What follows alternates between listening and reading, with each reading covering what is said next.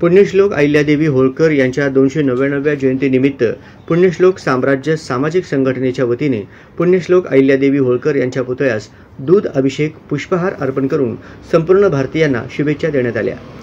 जयंतीच्या निमित्ताने पुण्यश्लोक अहिल्यादेवी होळकर यांचा पूर्णकृती पुतळा सोलापूर शहरात उभा राहावा या पद्धतीची मागणी संघटनेच्या वतीने अहिल्यादेवी होळकर चौकात सेल्फी स्टँड उभा केला व समाज बांधवही त्या सेल्फी स्टँडला भरपूर गर्दी केली व आपला पाठिंबा दर्शविला।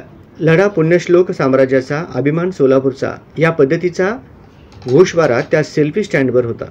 संस्थापक अध्यक्ष चंद्रशेखर पाटील यांनी सांगितलं की पुण्यश्लोक अहिल्यादेवी होळकरांचा पुतळा सोलापूर शहरात उभे राहिल्याने सोलापूरच्या सौंदर्यात भर पडणार आहे।